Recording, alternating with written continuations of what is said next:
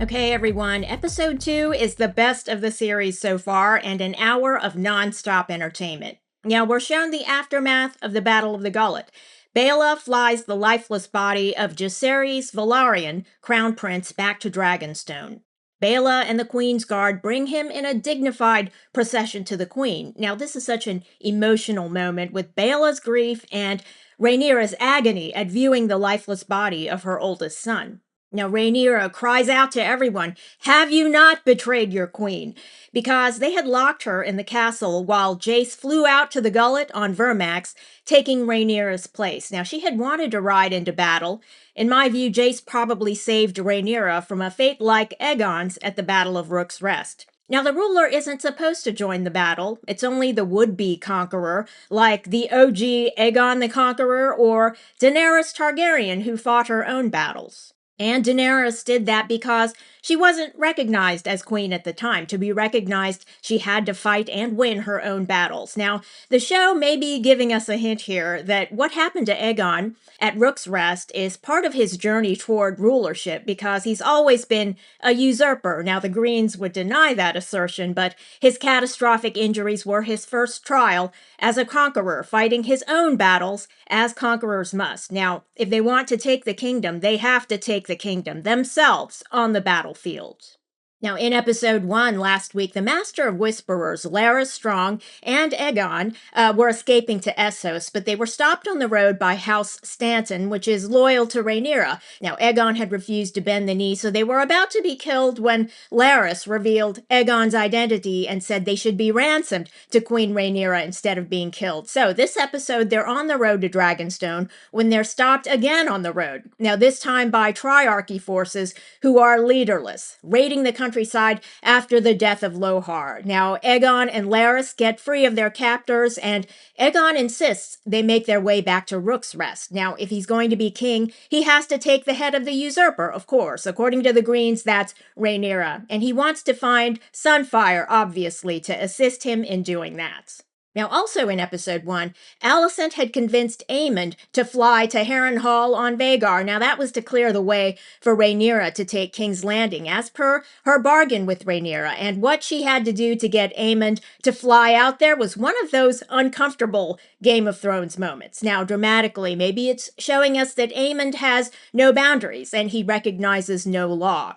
He also views himself and his bloodline as a different breed, above the laws of the small folk who are nothing to him. Now, he burned the town of Sharp Point for no other reason than he was angry that Rhaenyra had added 3 dragons. And he'll tongue-kiss his own mother because who cares about laws and boundaries and stuff like that. And speaking of laws, the Master of Laws in this episode, Jasper Wilde, doesn't even care about the laws himself. He tries to rape Alicent. Now, he found out she's planning to turn King's Landing over to Rhaenyra, so he decides to take out his aggressions on the Dowager Queen. Bad lawyering, I would say, but he does get disbarred, so to speak, at the end of the episode. Now, Master Wilde interrupts the attempted assault, and Wilde is taken into custody.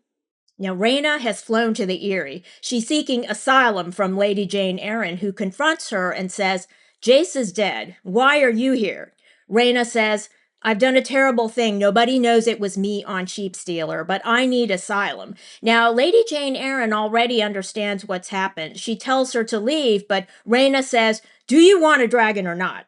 Now, in my view, Lady Jeyne could have orchestrated this outcome. Not the death of Jace. She didn't want that to happen, but she wanted a dragon in the Vale for protection. Now, Rhaena reminds her that Rhaenyra had deceived her regarding a dragon to protect the Eyrie, since Rhaenyra had sent a little baby dragon, Stormcloud, and I rewatched those scenes from season 2, where it seemed to me that Lady Jeyne knew Rhaena would go after Sheepstealer and abandoned the little princess, who in the books get caught up in the Battle of the Gullet. Now, here Lady Jeyne gets the outcome she wanted, a dragon to protect the Eyrie, and she grants asylum, so to speak, not banishing Rhaena from the Vale, but it's not official asylum, because if Rhaenyra finds out it was Rhaena at the Battle of the Gullet, anyone who protects Rhaena will be at risk.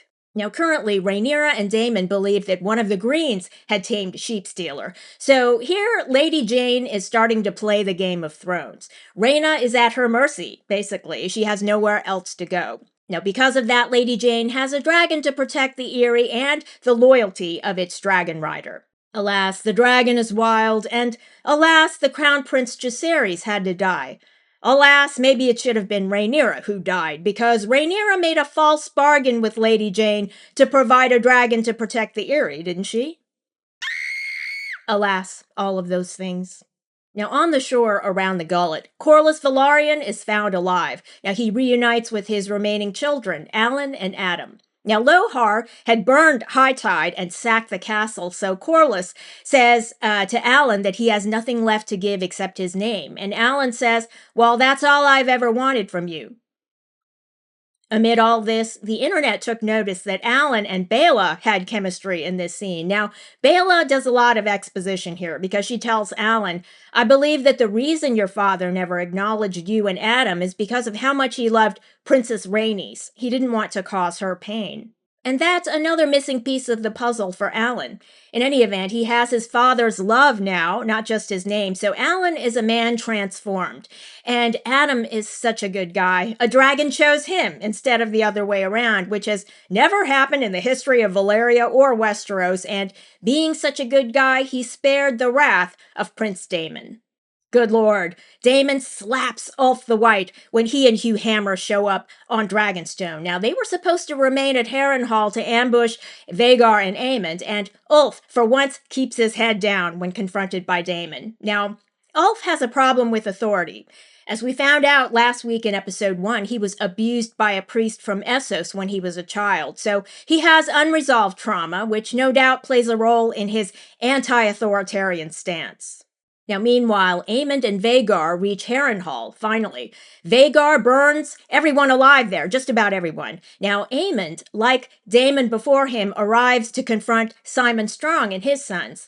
And Sir Simon thinks it will go just as it did with Daemon, but no. And I knew Sir Simon would be killed. I just knew it. Aemond kills both sons as well, but not before one of them stabs Aemond through a gap in his armor, and he falls at the feet of Alys Rivers. Alys, as it turns out, wants Harrenhal for herself. Now, earlier in the episode, House Tully and the Winter Wolves were celebrating the victory over the Lannisters. Now, at that time, Alys Rivers asked Daemon to give her Harrenhal. Now, he laughed in her face. Not disrespectfully, okay? He just said, you're a midwife. What claim do you have to Harrenhal? Good question. Now, when Aemond arrives at Harrenhal and falls at her feet, she's found her answer, it seems. Now, back on Dragonstone, Daemon convinces Rhaenyra to take King's Landing. Don't let Jace's death be in vain, he tells her. Mentally, she had even gone to the point of saying, 2 of my sons are dead so that I can sit on a throne of swords. But Daemon reminds her of the Song of Ice and Fire, and they prepare to go with 4 dragons, Syrax, Caraxes, Vermithor, and Silverwing. Now, the dragon names, except for Silverwing, sound very Roman Empire to me. Now, Syrax, Caraxes, Vermithor, and this era of Targaryen rule is very much like the Roman Empire at its height, in my view. Not so much at King's Landing, but on Dragonstone, certainly. Now, just as they're leaving, Mysaria hands the crown to Rhaenyra and says, you'll send for me, won't you? Don't forget who was always faithful to you. So that's kind of a dig at Daemon. Now, he and Mysaria both want the best for Rhaenyra, and they're each convinced that they are best equipped for the role. And they each have their suspicions whether Alicent has fulfilled her part of the bargain. But she has, to the best of her ability. Now, she's told the Gold Cloaks that Rhaenyra is coming, with dragons and a stand down.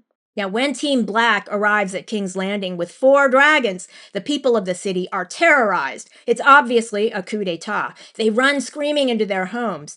Now, at the Red Keep, many throw down their arms. In the palace, Daemon and Rhaenyra storm through the halls. We follow them through the halls with slow-motion close-ups. Now, House of the Dragon has used so many wide shots to emphasize the believability of the set design. Here, the close-ups are from Ridley Scott's playbook, and the slow-mo adds a unique flair.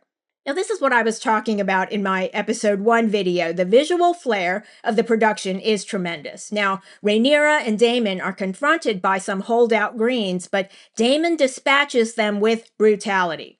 Now they enter the Iron Throne Room, and the King's Guard, led by Sir Soren, of all people, who informed on the Queen, apparently. Now, he had tipped off Jasper Wilde. Sir Soren tries to block Rhaenyra's path to the Iron Throne, and the King's Guard guffaw when she draws her sword. She's carrying Jace's sword, but they choke on their insolence when the gold cloaks arrive. Sir Luther Largent says, "Prince Daemon gave me my gold cloak 20 years ago. We're loyal to Prince Daemon."